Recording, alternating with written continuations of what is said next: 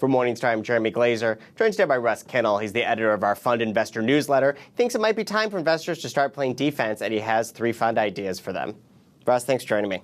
Good to be here. So let's talk about why you think it might be time to get a little bit more defensive, to think with the more contrarian bent. There has been kind of a busy couple of months, both in the market and kind of in the world. That's right. We're obviously getting some very mixed messages. On the one hand, if you look at the U.S. stock market, things are going great. On the other hand, obviously in the world, we've had Brexit. We have lots of turmoil throughout the world. If you look at some of the currencies, you can see that there is some real damage going on out there. But when I see something like that, I think, well, maybe a little defense is a good idea. I almost never recommend people sell and move to cash, but if there are some more defensive funds that keep them invested and keep them on their plan, that's not a bad idea. So what are some of the characteristics of a fund that you think would be more defensive? Is it the kind of companies they hold? Is it being an allocation fund, thinking about having a bigger fixed income exposure?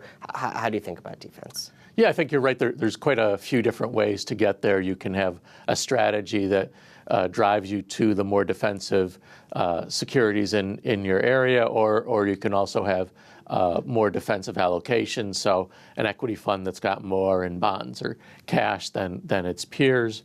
So there are really a few different ways to get there, but I think the point is if you can dial down the risk a little, maybe that will help you in a down market, but also you can stay exposed to the market enough so that you'll participate on the upside as well. One fund that you like is American Century Equity Income. What appeals to you about the strategy? Yeah, well, as you know, dividend stocks have a nice defensive nature to begin with. So this fund, Phil Davidson runs it, looks for dividend-paying stocks with a decent yield.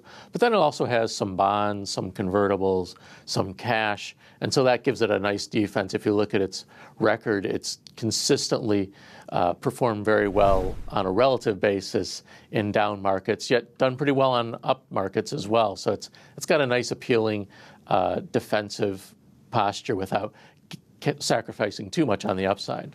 And if you're looking for dividends abroad, you think Matthews Asia has a good fund there? Yeah, Matthews Asia Dividend, obviously this is going to be a higher risk fund than the American Century one because Asia, you've got emerging markets, you've got currency issues, but this is a fund that's proven very defensive versus its peer group and versus foreign equities in general because that dividend discipline forces management into companies that are well run with good balance sheets and generally a little more mature industries. It's got a sizable weighting in Japan, which of course is a more mature market than a lot of the emerging markets in the rest of Asia. So all in all, you get a nice defensive profile in a fund where you might not have expected one to exist. And what's your final idea? My final idea is super cautious. FPA New Income. This is a fund that's always playing defense. It's run by Tom Atterbury, and it takes on less interest rate risk than most bond funds, takes on less credit risk. It's just super defensive. Of course, that means it's not going to have a huge yield. It's not going to have huge return potential.